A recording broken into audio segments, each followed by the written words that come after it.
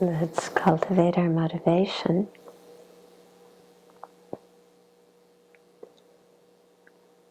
And have a sense of great joy at having lives in which we have this freedom and fortune to hear, think about, and meditate on the Buddha's teachings. And so respecting that part of ourselves that has interest and faith in the Dharma, and wanting to discover what the causes of happiness are so we can create them, and to learn what the causes of misery are so we can abandon them. Then let's listen and share the Dharma today. But let's do it within the context of having a long-term motivation, a very broad motivation to progress along the path to full enlightenment, so that we'll have the wisdom, compassion, and power to be of the greatest benefit to all living beings. Take a moment and really include what we're about to do within that bigger picture of benefiting all beings spiritually in the long term.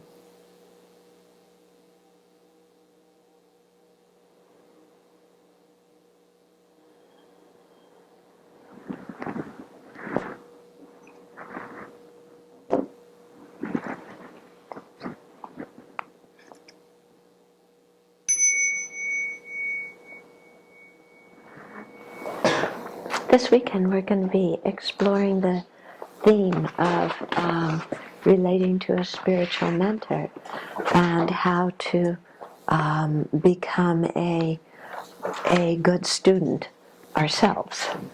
Okay, because the two things go together. And on Bodhisattva Breakfast Corner we've been talking about this for a number of days, and so some of this will cover what we talked about before, and some of this will go into more depth about the different topics. So, first of all, to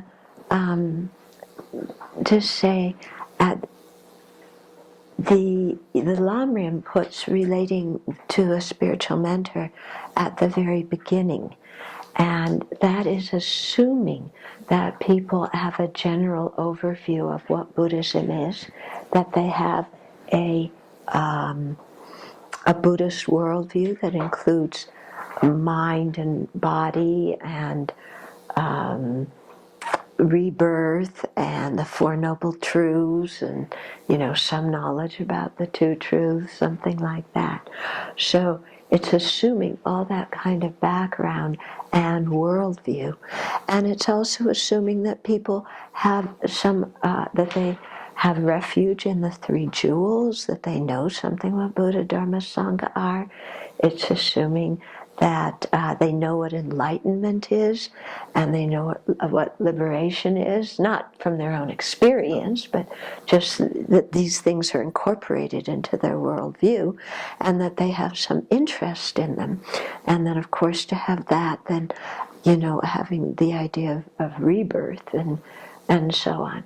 So, when we Westerners come along who haven't had all of that background, who didn't grow up with that worldview, and the first topic is the spiritual master is the root of the path, then there's fertile ground for massive misunderstanding. Okay? So, I'm not going to today go into all that background information, because that's happened in other talks and teachings, but instead to focus on this topic in particular. Okay? And so if one has that kind of worldview and is interested in spiritual progress, then, of course, one needs a teacher. Why? Well, even in worldly topics, we need teachers, don't we? Yeah, even for learning to type. I remember in 10th grade learning to type. You need a teacher to teach you to type. To drive a car, we need teachers. Remember what happened when we thought we could learn to drive a car by ourselves without a teacher? Do you remember what happened? Okay, so for people who say, why do we need a spiritual teacher? Well, just think of, driving a car. Or think of, some people say, well, what about books? Can't I just learn from a book? Well, would you get into an airplane where the pilot had learned to fly the plane only by books, by reading books? Would you get into a flight with that kind of pilot? I won't see you if you do, because I'm not getting on that plane. Okay, so if for worldly things, we really need to learn from people who have actual experience through having learned very well themselves, and who can teach us the nuances that can't be found in books. If we need that for worldly topics, then certainly we need that for spiritual progress as well, because spiritual progress is actually much more detailed and intricate and open for, misunderstanding. So we certainly need teachers. Now, the thing is, how do we find a good teacher, and when do we look for a teacher? Okay? Because for Westerners who don't have that worldview, we have to get to the point where we need a teacher, because at first we're just exploring Buddhism. I don't know about you, but I came in, I knew absolutely zero. I didn't know the difference between Buddhism and Hinduism. I didn't know anything. So just to get to the point of thinking that Buddhism is the path that I want to follow, and therefore I need a teacher to teach me, that already took some time. Yeah, and I say this because many people come to Buddhism, who didn't grow up in a Buddhist family, and they just want to see, well, what's going on here? What do these people teach? Yeah, just what do they teach? What's happening? What's this all about? So when you come in brand new like that, at that point you don't need to form a relationship with a spiritual teacher. What you need to do is learn in general about Buddhism. Okay? And get get this kind of worldview that Buddhism provides. And as you learn about Buddhism and you get this worldview, then you become more interested in, oh, yeah, I don't really know what the causes of happiness and suffering are, and that's why I'm confused. I need a teacher to learn that. Or you become interested in, oh, I see my mind is creating some suffering for me. What do I have to do to change my mind to stop creating this suffering? Or you become more interested in, oh, I'm going to die, and what's going to happen at the time of death, and what happens after that. Or you become more interested in, even in my next life, do I have to take a body like this, or is there a chance to, is there some kind of higher spiritual state? And is there some way to really be of the greatest benefit to other living beings? So as you learn more about the Dharma, you become interested in more topics. And as you do, then you come to need a teacher. Okay? But when you're brand new, I think it's better just listen to the teachings and really try and learn the teachings and put them into practice as best as you can. And I think what happens in general is that when you find a system of Buddhist teachings, because the Buddha taught many kind of teachings, many styles of meditation and practice, that when you find a system that suits you, you also find a teacher. And the two kind of go together. Or when you find a teacher, you also find a system, because they why do they go together? Because, somebody has been teaching you how to do this practice and how to train your mind, and you've been doing it and it works for you. And so naturally, you like that system of practice, and you like the person who taught it to you. It kind of comes together. Okay? So I don't think we need to go out on an expedition of, I'm going to find a spiritual mentor, and start passing out application forms. Please apply here and I'll screen you. That's not how it's done, okay? But rather that it kind of, I think it happens in a very natural, organic way. And, some people may have been learning the teachings, or may have been reading, or maybe going to various different Dharma centers for some time. And at a certain point they say, oh, I better really settle down because I've been tasting all the different flavors in Buddhism, but now I really want to go deeper in the practice so that I can get more benefit rather than just kind of sampling all the flavors. Okay, so at that time, then you're ready. But like I say, you can't go into a teaching with, okay, now is this person going to be my teacher? And, take out your checkbook and, or your little checklist, yeah, and start, going down like that. Okay, but rather you really listen to the teachings from your heart, and in the process you get to know the teacher, and you watch them, and you observe, and in that way, over a period of time, then you will come to decide whether that person is qualified or not, and whether you have the karma with them as a teacher or not, and whether you want to take them as a teacher or not. Okay? And so His Holiness really recommends approaching it in this way. There is, sometimes you'll hear that somebody who even teaches you one stanza should be regarded as one of your spiritual teachers. But, nowadays we can't take that literally, and actually I don't think it was meant to be so literal. It's after you form that relationship, then when somebody teaches you a stanza, that relationship has congealed. But when you're still a baby beginner learning all over the place, then that person really hasn't become your teacher, and you really haven't become their student, have you? Because you're not sure if you really want to hang around with them and study, do you? Because you're brand new, and what's all this stuff, and what are these people doing, and how does this group practice, and what's expected of me, and you have to get some feeling of all of that first. Okay, so we need a teacher, and then we need the right time to look for teachers. Then we can also have more than one teacher.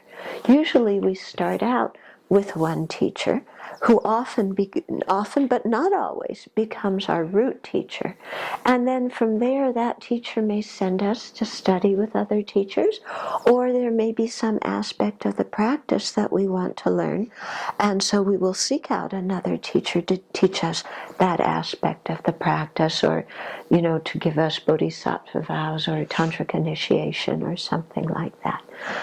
Okay, so it's fine to have more than one teacher. At a certain point, and again, this happens rather organically, there's one teacher who tends to become your principal teacher. And sometimes there might be 2 or 3 teachers that tend to become your principal teacher. But I think that might happen because sometimes it happens that you start out with one teacher, and there are just a small number of disciples at that point. And so, it works well, you have individual access and so on. But then as, the teacher gets more busy and there's more disciples, or you may have started out with a teacher like His Holiness Dalai Lama, who has many disciples, and you've taken vows with him and so forth, so he's one of your teachers. But then you need some more individual attention, then you might seek to form relationships with other teachers who you talk to more about individual things. Okay? And everybody will decide on their own what things they want to talk to their teacher about. So it's up to us to form the relationship. Some people like to have a very close personal connection with their teacher. Other people don't. Okay, so it's really up to the individual. Some teachers will let you ask about personal questions or even worldly questions. Other teachers will throw you out of the room if you try to. One of my root teachers, Senchab Serkam Rinpoche, one of his close disciples, Alex Burson, who was his translator, Alex once went to Rinpoche because Alex was living in India and was having many problems with the landlord of the little cottage where he was living. And he went to Rinpoche to ask Rinpoche what to do with these problems with the landlord. And Rinpoche said, go talk to a lawyer, don't ask me. Okay? And I think that's very practical, and I tend to approach things that way too. Whereas you'll have other teachers who will take on those kinds of questions and will give you advice about that kind of thing. Yeah? So it's really up to the individual. Yeah? Similarly, some teachers you can I just remember being in Malaysia one time, and one woman came to talk to me, and she said, I've been dating this guy for a while, and should I marry him? And I went, how am I supposed to know? I mean, I didn't say that to her. But I'm going, how do I know? And I said, well, why do you ask? And she said, well, 3 years ago when so-and-so Lama was here, he told me to marry the guy. But I waited a while and I wasn't too sure I wanted to marry him. So I asked then so-and-so, this other Lama who came the next year, and he said, no, don't marry him. And so now I'm a bit confused. One Lama said to marry him, one Lama said, don't. What do you think? And I said, what do you want to do? Yeah. So, those kind of questions I'm not going to talk about. But one of my teachers, he'll throw a mo and he'll tell you whether to marry the person or not.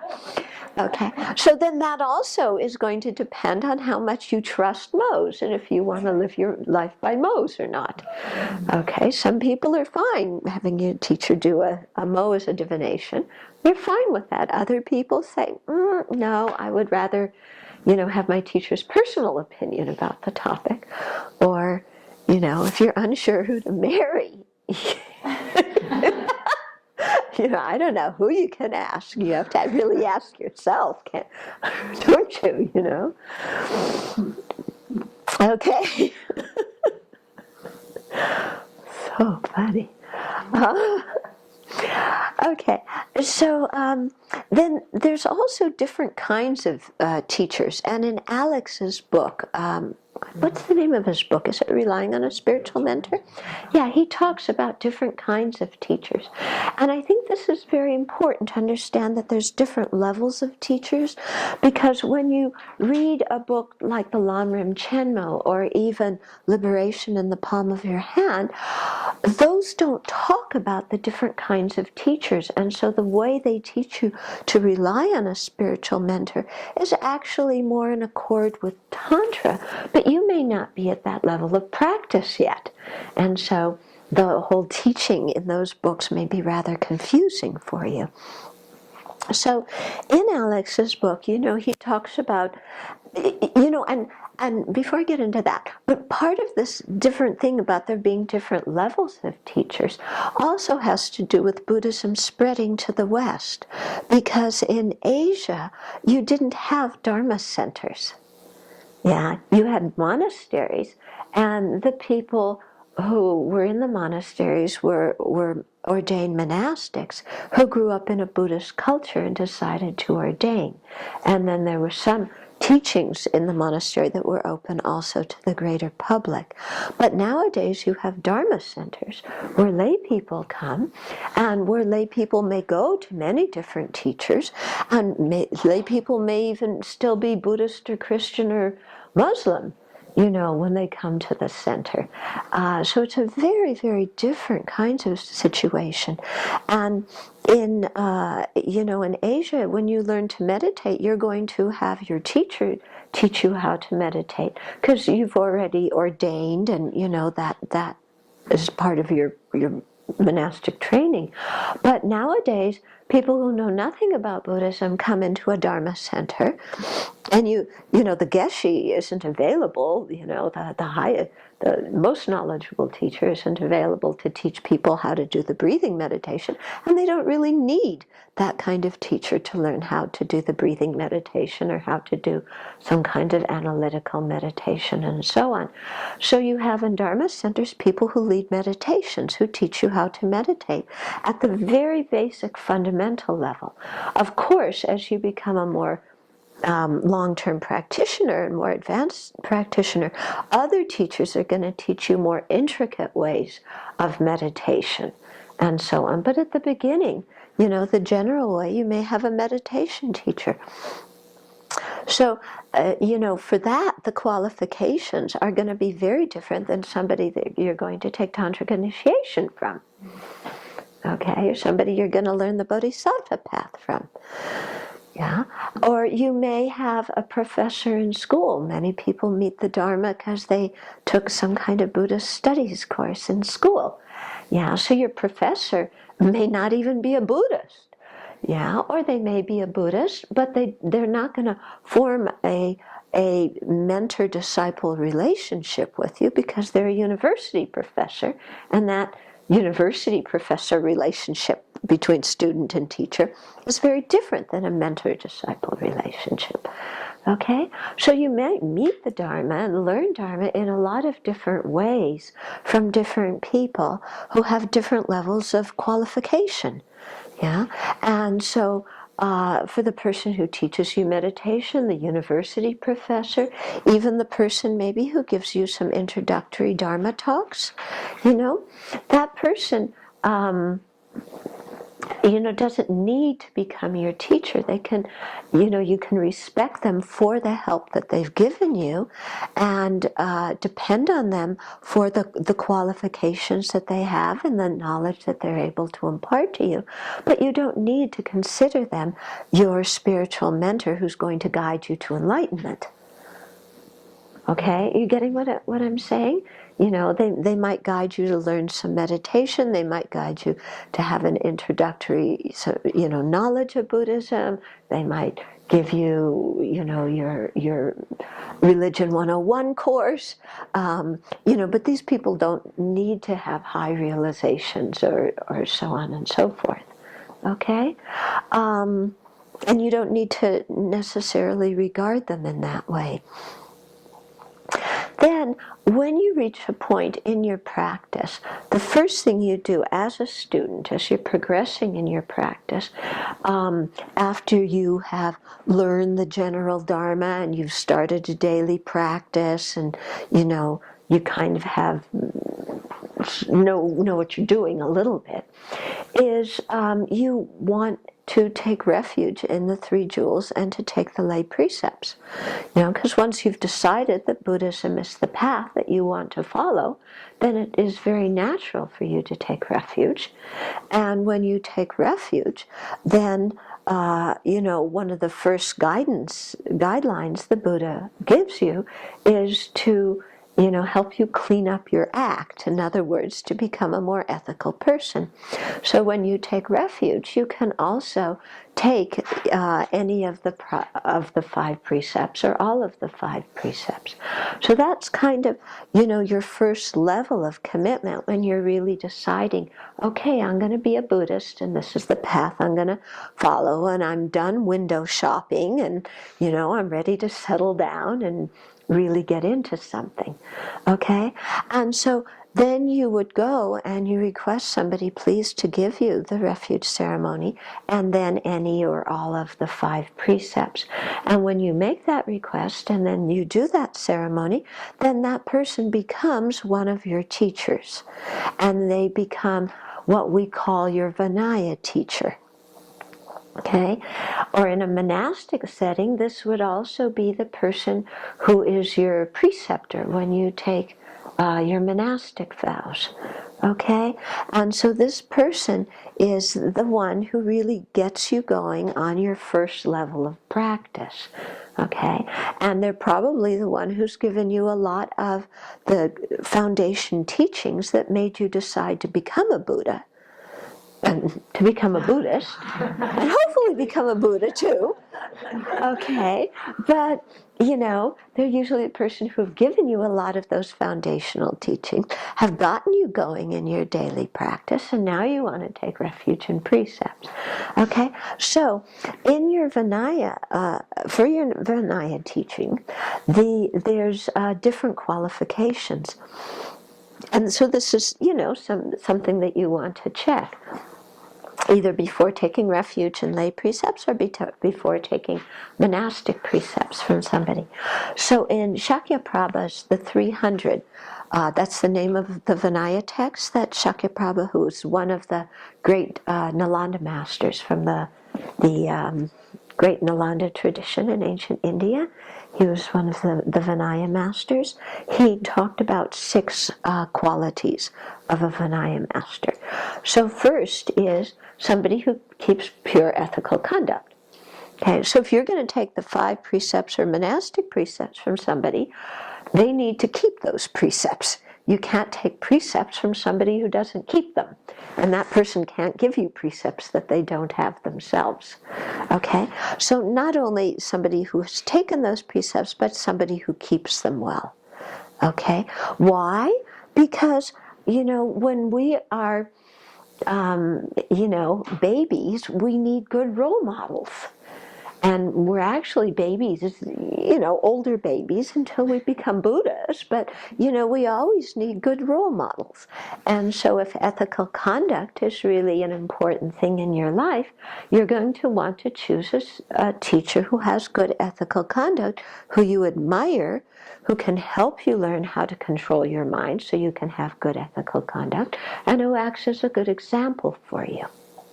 Okay, so if there's a teacher who isn't keeping good ethical conduct, you may think twice about whether this is the person that you want to follow, given, your own proclivities and so on. Okay? It really puzzled me. Somebody told me at one point that they were studying with one teacher, but he also had an alcohol problem, and she was with him one day, and he was so drunk that he collapsed on the street.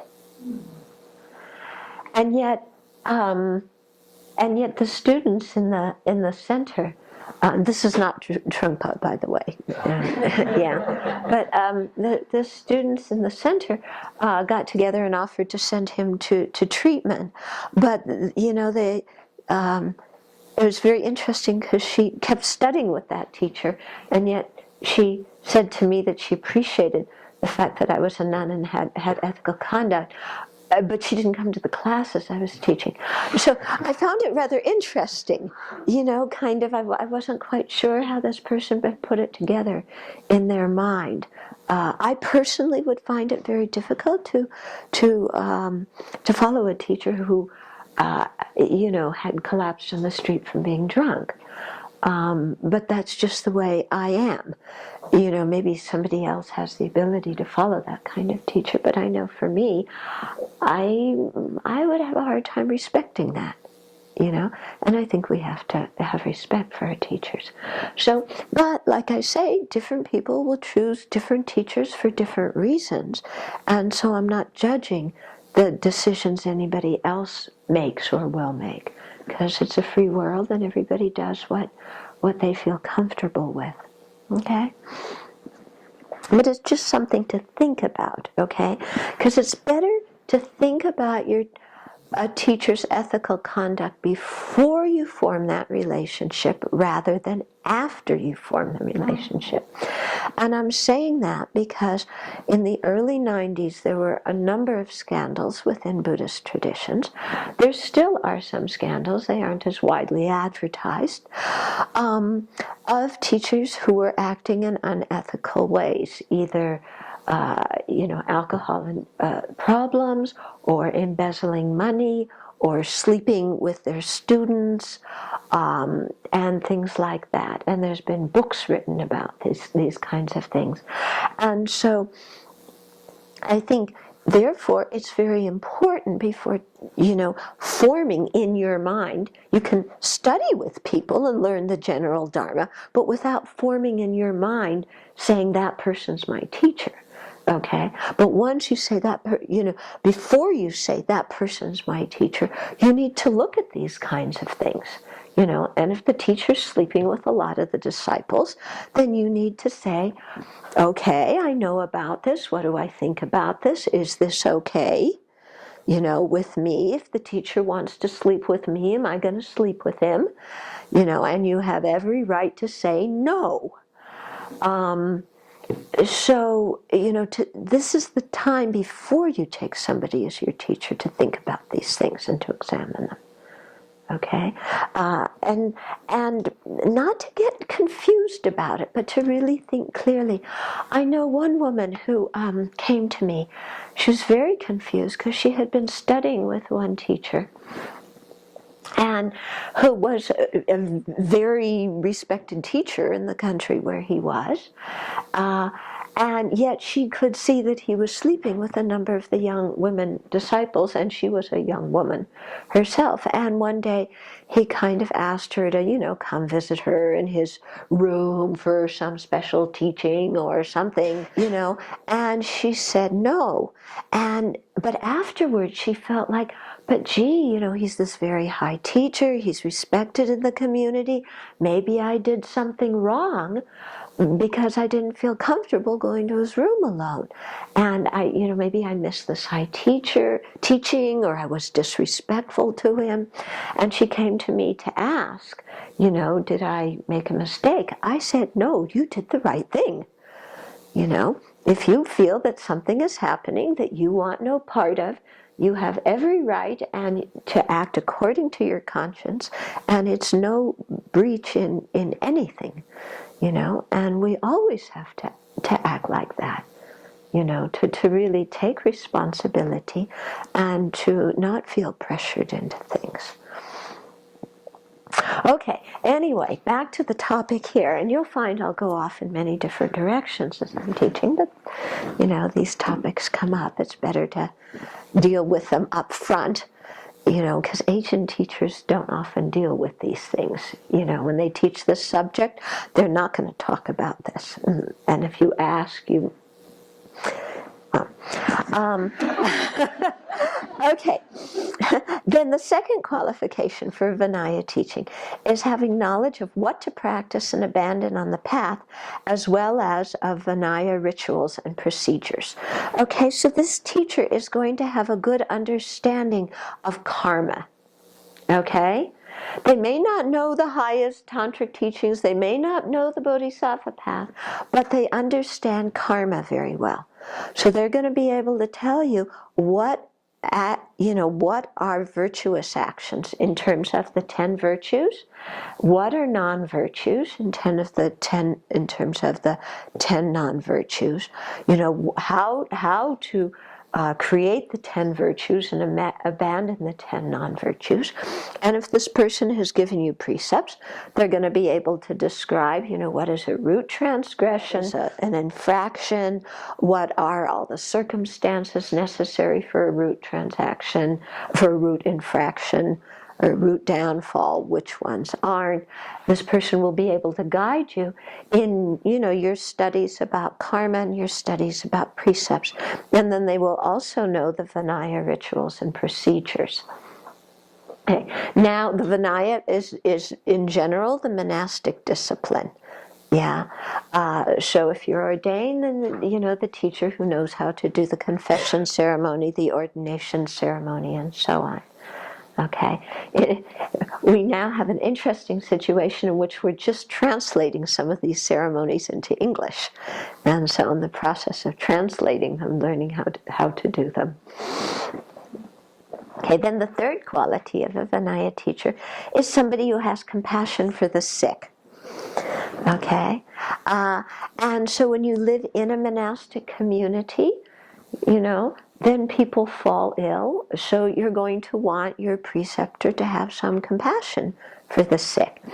And this actually relates to a story in the Vinaya. Once the Buddha went to one community, and he went to visit one monk who was lying in his own filth, and he was so sick. And the Buddha said, "What happened?" And the monk said, "Well, I'm sick." And the Buddha said, "Isn't anybody helping you?" And the very ill monk said, "Well, they all thought I smelled too bad and it was too disgusting." And so the Buddha himself bathed this monk and nursed him back to health. And at that point he said to all the other monks, he said, "You need to take care of each other, and you need to be compassionate and help each other when you're sick." Okay? So somebody who has compassion for the sick. The fourth quality is somebody who has disciples who are gentle, kind, and wise. Okay, so when you are looking for a teacher, you might also look at how the disciples are. Okay, now of course the disciples aren't going to be, in general, as refined as the teacher. Why? Because they're learning. Okay, but look in the group and see how the disciples practice. Are they doing a serious practice? Are they transforming their minds? Look at how the disciples act towards one another. Are they pleasant towards one another? Do they help each other? Are they arrogant? Are they competitive? Do they backbite? So look at those kinds of things, because if you become a disciple of this teacher and form a close relationship, then you're going to be with these disciples and you're going to become like them. Okay, because that's how they're being trained by the teacher, or not being trained by the teacher. Okay, so it's always good to kind of check out the disciples. So don't expect them to be perfect, and don't blame all of the Buddha Dharma if one of the students does something wrong or is rude or inconsiderate or something like that. Okay, so don't go too far in this whole thing and expect everybody who's a Buddhist to be a Buddha, because that ain't happening sometime quickly anyway. Okay, although may it, wouldn't that be wonderful? But let's not expect that everybody is quickly going to attain enlightenment by next Tuesday. Okay, so having disciples who are gentle, kind, and wise. The fifth quality is helping their monastic disciples with requisites for living and with Dharma teachings. Now, so here in the Vinaya, and this is referring specifically to when you ordain somebody as a monastic. It's not referring to lay students. But when you ordain somebody as a monastic, then the teacher has the responsibility to care for that disciple in terms of making sure that they have the four requisites, so that they have food, clothing, shelter, and medicine. And the teacher is also responsible for giving them Dharma teachings. Yeah. So clearly that isn't going to be the case with lay disciples, because the lay disciples work at jobs and they provide for them their own requisites. Okay, and actually the teacher depends on the donations usually of their lay disciples. But when you ordain somebody, then you're taking that responsibility on. Now, nowadays, at least in the Tibetan tradition, and at least with the Westerners, this does not happen.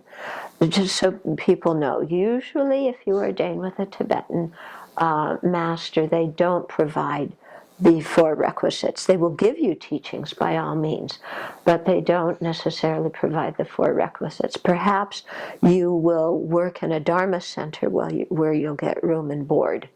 But otherwise, other than that, you're really left on your own. And so it's quite difficult for many Western monastics. And that's one of the reasons why this abbey was founded is in terms to enable Western monastics to actually have that kind of support they need to practice, so that they aren't trying to keep their vows and earn a living at the same time. Okay, but that is one of the Vinaya requirements here for a good teacher. And so also, when you take somebody as a teacher, somebody who's going to give you Dharma teachings. Yeah, so, because many people are very knowledgeable and very good practitioners, but they don't like to teach. Yeah, and so, if you're a person who wants to receive teachings, then you'll want to choose somebody who likes to teach and who wants to teach. And other people may be really excellent practitioners, and you may learn from them in other ways and still form a teacher-student relationship with them. But if you see that there's somebody who doesn't teach very often because they're not particularly fond of it, or they're more in meditation mode, then and if you need a lot of teachings, then also in addition form a relationship with somebody who can teach you. Okay, and then the sixth quality is being able to teach a Dharma topic at the right time to a disciple capable of benefiting from it. So this means that the teacher has some ability to suss out who needs what kind of teaching when. Okay, so they know the Dharma topic themselves, yeah, and they know what is a right time to say it to a certain disciple and what is not a right time to say it, and when the disciple can benefit and when the disciple can't. Okay, so I think things like this are probably also referring much more to monastic situations where the teachers and students are usually living together and get to know each other very well. If you're a lay student and you don't live close to your teacher isn't going to know you as well, and so they're not going to necessarily know what to say to you at what time. Okay, but they certainly will give you teachings. And actually, you may not want them to tell you what you need to hear at a particular time. Yeah, and so that's why I was saying before that we all create our own, the kind of relationship we want to have with the teacher. Yeah, because some of us we just want the teaching, so we want to be able to go home and practice, and we don't want somebody giving us projects to do. Or we don't want somebody contemplating on, commenting on our behavior. So, so if that's the kind of thing we want, then we just create that kind of thing. But then, if you want to offer service in terms of projects, then you form a different kind of relationship, or, so all these kinds of things figure into it. But you need a teacher who has some sort of ability to get some sense of what different people need. So you also learn kind of which people don't ask anything from. Yeah, because they're not going to respond very nicely. Yeah, so you just learn those kinds of things. Okay, so those are the qualities of a Vinaya teacher, according to Shakya Prabha. Then there's also expressed in another way. You can look at these same qualities as three different qualities. So the first here in this the set of three is somebody who is worthy of respect. So this means somebody who is self-disciplined and who has refined behavior because of keeping their precepts well, and through having meditated and practicing the Dharma. And this kind of person is willing to help the disciple when required, okay, with teachings or so on. So that's somebody who's worthy of respect. And then the second quality is someone who's stable. So the person's ethical conduct should be stable. And for monastics, this means that your preceptor has been ordained at least 10 years. Okay? Because you don't become stable in your ordination right away. Okay, they have this thing of, when you ordain, then you should stay with your teacher for at least 5 years. And then it's only after 10 years that you become what's called a Tara or a Terry, an elder, and then qualified to give it ordination. Or for nuns, it's 12 years. So you want somebody for this quality of being stable, somebody who's been ordained a long time. If they're going to if as a monastic they're going to teach you the monastic precepts and the monastic way of life and so on, because when you're new, you don't know, so you're just learning. Okay, and then the third quality is somebody who is learned and wise. And so this person has a profound knowledge of the 3 baskets of scriptures, in other words, the Tripitaka. So the 3 baskets are the Vinaya, the Sutra, and the Abhidharma. So the Vinaya talks about sila, or ethical conduct. The Sutra talks about concentration, how to develop concentration, and the Abhidharma talks about wisdom. And so there you have those 3 baskets, each one corresponding with the 3 higher trainings of ethical conduct, concentration, and wisdom. Okay? So those are the kinds of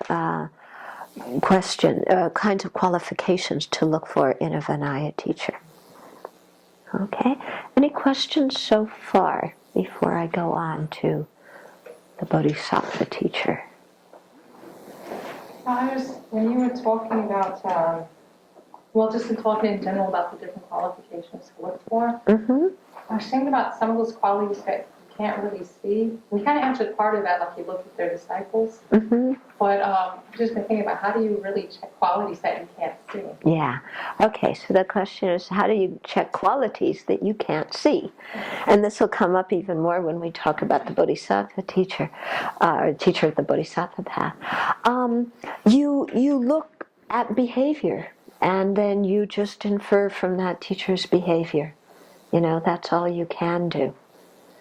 Yeah, and you might check around and ask, and learn more about the teacher. Sometimes asking the disciples. Of course, the disciples are going to say good things about the teacher usually, but you might also ask, other people. And nowadays, I think before doing that, sometimes you might, really check with other teachers that you have and ask if there's any controversy about a certain teacher or not. Yeah, because there's different people that there's controversy about, and the organizations have covered it up in one way or another. So you might ask around a little bit, but then it's also kind of a dicey thing, because there's also a lot of gossip. And there's also a lot of misinformation. And there's also, any person you ask about, somebody's going to criticize them. You could ask somebody about the Dalai Lama, and they're going to tell you, he's a splittist of the motherland and just trying to create chaos in China. So don't take him as a spiritual mentor. Somebody might tell you that. So you also have to know where to ask for information. And what might be motivating somebody to criticize a particular teacher. And so some information you may listen to, some you may decide not to listen to. Okay? Sometimes you talk to the disciples, and you get this kind of starry-eyed, like, oh, my teacher's a Buddha, and haven't you heard he's an incarnation of Nagarjuna, and, and a Sangha all rolled into one, and, and this kind of thing, and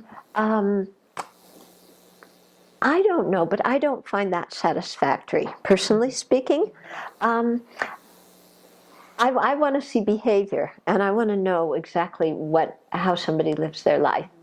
And His Holiness has often commented that the Tibetans are, they rely too much on titles, and that they rely too much on the tulku system. The tulku means the incarnate lamas. people who are recognized as an incarnation of a previous great master, because there's all sorts of things in the tulku system, because sometimes they may identify the child correctly and sometimes they don't. Okay, and sometimes the previous master may have had higher realizations. Sometimes they haven't, but the disciples still respect them. Sometimes there's all sorts of different things that can happen. Where the previous master was very great, but the present one grows up and doesn't, however they act, doesn't really, bring forth people's respect. So His Holiness says it's much better to look at people's education and look at people's practice rather than look at their titles.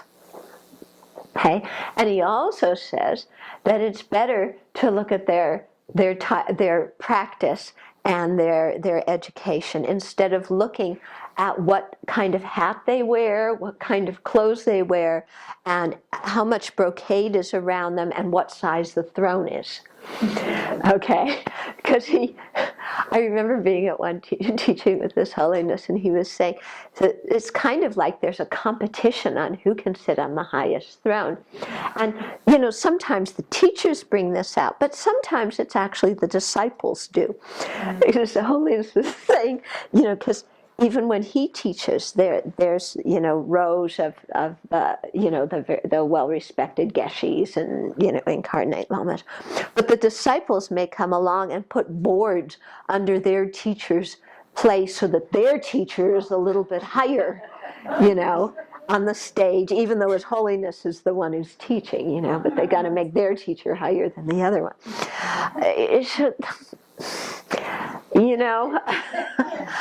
Don't get impressed with that kind of thing.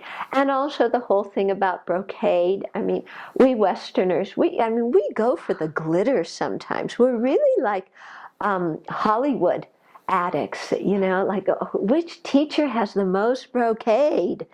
Yeah, and you look, and what's quite amazing is His Holiness, when he was young, he used to wear brocade. He wasn't even having monastic robes. Sometimes he was wearing brocades. If you look at the old pictures of him, when he got to the point where he could make his own decisions, he threw the brocade out and he wears monastic robes. And I've never seen His Holiness wear any brocade, not even on his donka, Whereas you'll see sometimes some lamas will have brocade donkas and brocade this and that and the other thing.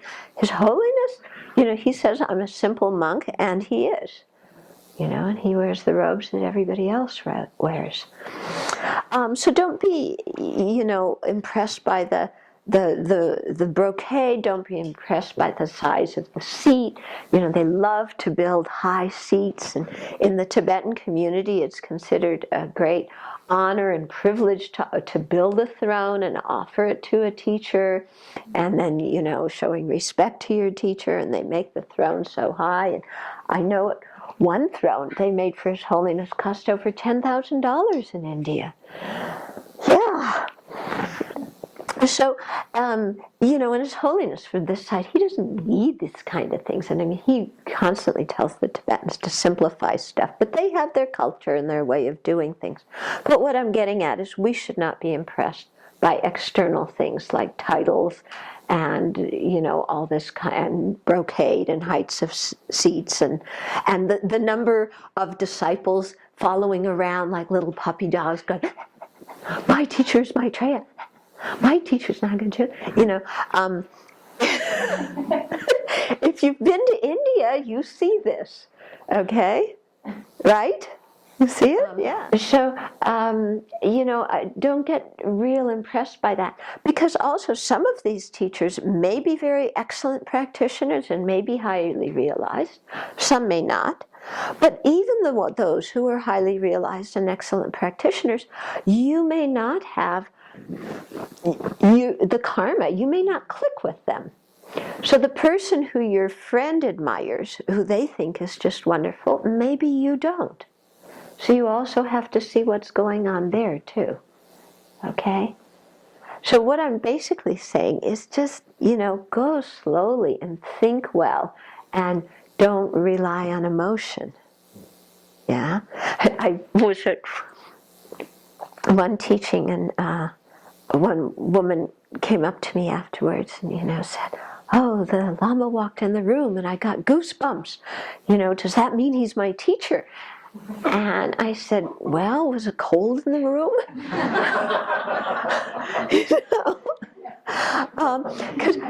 Or somebody will come up and say, "This teacher, wow, their teaching was so incredible, and it really touched my heart, and I really learned a lot from it.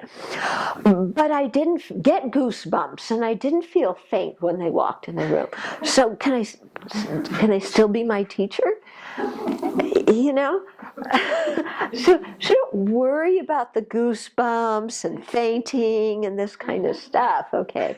Because with some people it might happen, but that's not a reliable indicator. Yeah. Theodore? Yeah. No, and I want to approach this in the most respectful of ways, but it's hard for me. Earlier, when I first encountered the Dharma, I would interact with students of, Srijong Rinpoche or Ling Rinpoche or Serkong Rinpoche and so forth, and then I would think, well, most of these individuals have passed away, and so, the new generation is my cohort, and so I thought, hey, so I would make lots of aspirational prayers and, Lama Osel and so forth, and maybe, these could be my teachers at some point, and then I, as I continued along the path, I started seeing certain things come up, and I know a lot of it is my own mind and my own insecurities or whatever as a practitioner, but I'm a little disconcerted by sometimes what I see, i.e. Srijong Rinpoche or Lama Osel or something like that. And so I don't know how to make sense of it. And then that's one side. And I guess the other side is when I look at some of the students, of Lama Yeshe, and that were like, that was their root teacher. And so how do they reconcile what you were just talking about with the reality of the next generation? Okay. Okay, so the whole question is a very good question. When there was a very, very high Lama, well-respected Lama, realized Lama, who passed away, and then their incarnation was discovered. And then the incarnation, does that person automatically become your teacher? Should you want to be that person's student? What do you do if the behavior of the incarnation does not match the behavior of the previous life Lama? So what do you do as somebody who wasn't a disciple of the previous life Lama? And what do you do as somebody who was the disciple of the previous life Lama? Well, I'll start with my situation, in which I was the disciple of some of these previous lamas, and I tend to be quite cautious on things, and so I didn't think, that the next generation, their incarnations, are necessarily going to be my teachers. And because I've been around for a while, and so I've seen that, how the next generation comes out, you can't always tell. And why that sometimes the next generation, or the next rebirth doesn't come out, seemingly so well to our common appearance. It's so hard to say why. Some of it may have to do with our karma, that it's a degenerate time, and so the Lama's behavior, outward appearance, is like that. Some of it may happen because His Holiness says that being a tulku now is, social status, and so just in the Tibetan community, it's become too institutionalized, and people have too much expectation, both the Lama and the students. It could have to do with how they bring up the Lamas, because the Lamas may not all be Buddhas. They may have some realization, but they're brought up in very, very sheltered way, and and they have all sorts of people's expectations put on top of them, which I think is really unfair. You're just a little kid, and then all these people are expecting you to, act like this high Lama, and they're, the Tibetans don't do this, but Westerners come in and say, "Do you remember me?" Or people will say to me, "Did Lama Osel recognize you?" I don't know. I don't know. It's not important to me if Lama Osel recognized me. You know, I mean, I'm more interested in, is this somebody I'm going to take as a teacher? Yeah. So, so what happened with me personally is I, watch these teachers for a period of time. And then as they grow up and become teachers themselves, in other words, when they're in their 20s, when they're in their 30s, then I attend teachings and I watch how they teach. And I see if there's the karmic connection and so on. And at that point, I make up my mind. Okay? Unless it's, in one of these incarnations I've been able to spend quite a bit of time with, over the years, I'm quite close to. So that one had happened, before he started to teach publicly, because there was, kind of, I knew him quite well as an individual. But the others, I wait and see what happens. Yeah? And I've also found that it's very important, at least for, because I value kind of ethical conduct, even though my ethical conduct is by far not perfect at all. I have a long way to go. But I know I need teachers who have good ethical conduct, so I always make prayers that may I meet teachers who have that aspect, and may the incarnations of my teachers, in their future lives also have that aspect. But my karma alone isn't enough to make it that way. It depends, on all of our karmas. Yeah? Is that helpful? Okay. Yeah? I have a quick question on teachers by default, sort of. In the West, it seems like there are a lot of teachers available who are very good practitioners and very good people and can give basic teaching, but maybe can't take it to that next level. Mm-hmm. And it seems like there's this sort of assumption that you take their teacher then to be somebody that you should go to for that. And I'm wondering if that is a good practice to just assume, well, I've really connected with this person and they were taught by this person. Because you don't always have time with the higher lamas. You really don't have time to get to know them. Yeah. Or spend a lot of time with them. It's kind of like, I've encountered a number of situations where you kind of pop into a room with them and say, hi, I'm actually so-and-so student, and I was wondering if you could help me with this, and they say yes, and then you go. Yeah. And is it kind of safe to assume, like, the next teacher up is also your teacher? Okay. So when you've formed a relationship with one teacher, and then do you also, or is it wise to also at some point go to their teachers and assume that their teachers will also be your teachers? Yeah. It's a safe place to go for the next. Yeah, that it's a safe place to go for. Let's say your teacher doesn't give tantric initiations, and you want a tantric initiation. Should you go to their teacher for that? And is that a safe way to proceed? I think in general, if you have a lot of trust in your teacher, and your teacher trusts their teachers, that you take as a big factor in your figuring out whether that person will become one of your teachers. I think you still make the choice and figure it out yourself and not do just default. But one factor that I think is a strong factor is that this is somebody who is also one of your teachers, so who clearly they respect and they rely on. But I don't think that has to be the only criteria. And that I don't think that you necessarily have to take everybody who's your teacher's teacher as your teacher, because you may never meet them, you may never have the occasion to study with them, you may not have the karma with them, you may feel like you have enough on your plate already and not go to teachings they teach. So I don't think it's essential that you do that, but it is a factor that would be in the plus side, if you're, let's say, looking for the teacher for the next level up. Yeah. Okay.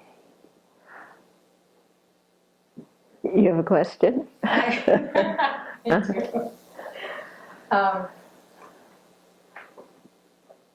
So also in looking for teachers, like you've talked about having multiple teachers. Mhm. So do you necessarily need a Lama? Like if you have a teacher, like a non-teacher, and do you have to have a Lama as well? Okay, so so do you have to have somebody with the title of Lama as one of your teachers? Okay. The title Lama is very, very ambiguous, and it's given in a number of different situations to a number of different people. In the Nyingma and Kagyu tradition, if you've done a 3-year retreat, you get the title Lama. That doesn't mean that you're, have realizations. It doesn't mean that you're a teacher. You just got that title because you did the 3-year retreat. In the Galu tradition, usually the title Lama is, refers to the more well-respected teachers. But when we asked His Holiness, how does somebody get the title Lama? He said the students are the one who makes somebody into a teacher. Yeah, and because he was actually, we asked him, how does somebody become a Lama? And Lama means teacher, and so somebody becomes a teacher by their having students. If you don't have students, you can't be a teacher. If you don't have a teacher, you can't be a student, and so the two kind of go together. Okay, but getting the title Lama, some people give it to themselves. I'm very skeptical when people do that. Lama so-and-so, so-and-so.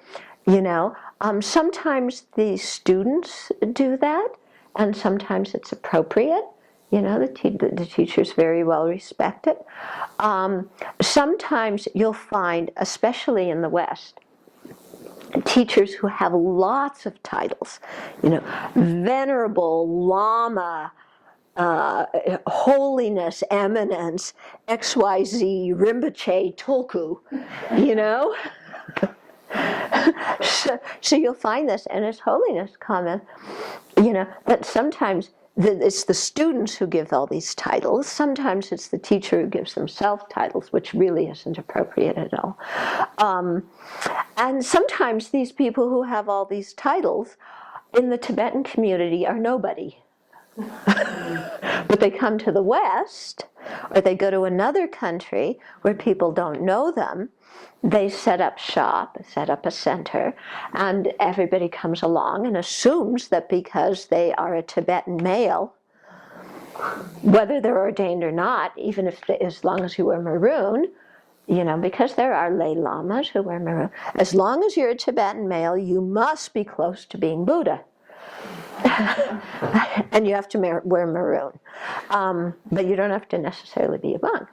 And they assume that, and then they give their teachers all sorts of titles. It's not appropriate, and people shouldn't make those kind of assumptions. Okay, I was not long ago at a center where somebody, they told me the situation before I came, of some of the disciples at that center had met one Tibetan who wore maroon. He was a lay person who, I don't know who he was in the Tibetan community, but he was a Lama here when he came here, and who needed he needed visa, things, and he needed money, and so he asked one of them to marry him, and she did, and then she was supporting him and giving him money, and of course he wants to bring his whole family over to America, and she's putting all these bills on her credit card, and she's out of money, and what do you do?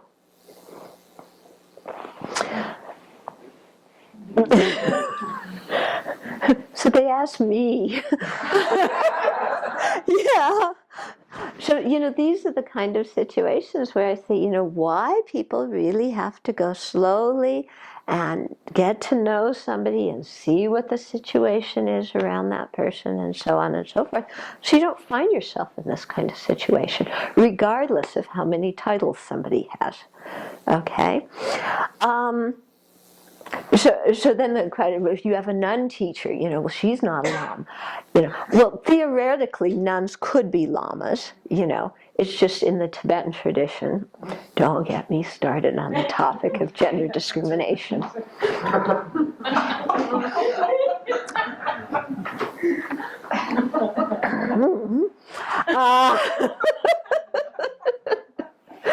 Okay. But where was I?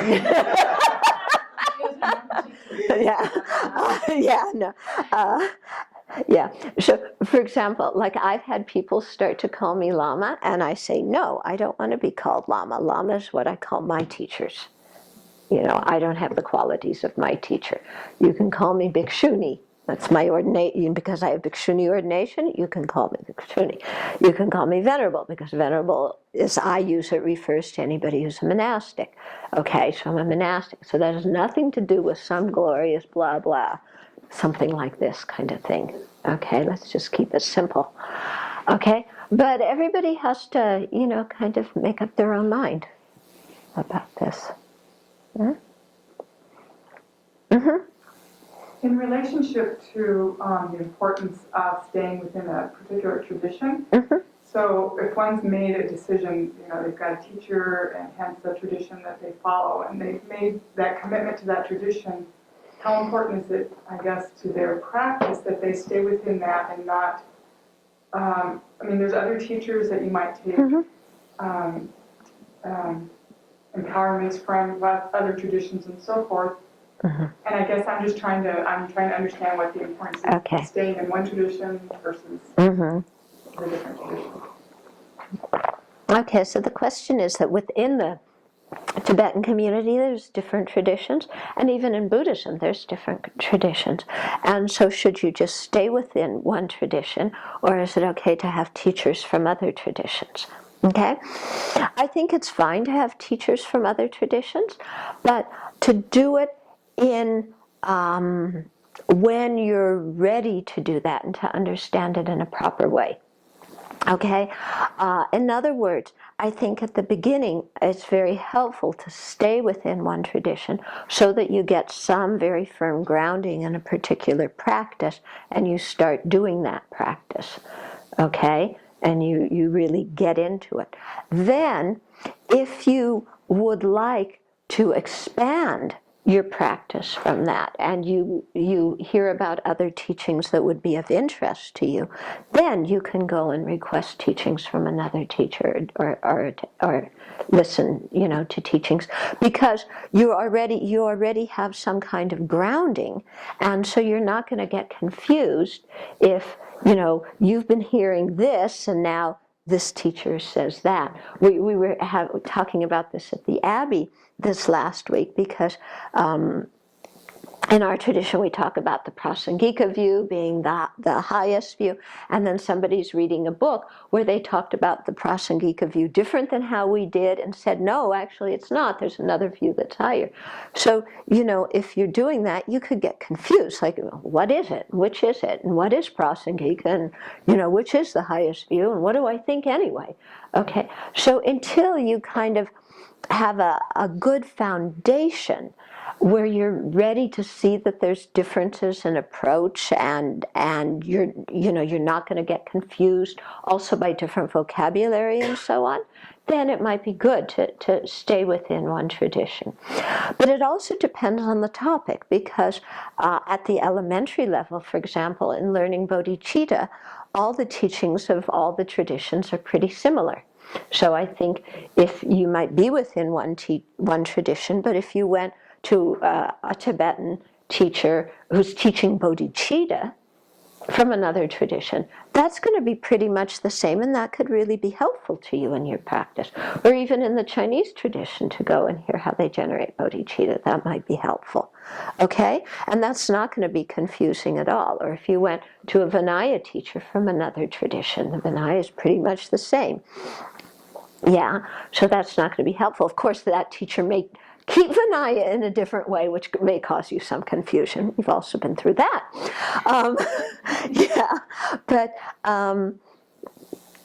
so in that way. Now, when it comes to Tantra, that's when you're going to have differences in vocabulary.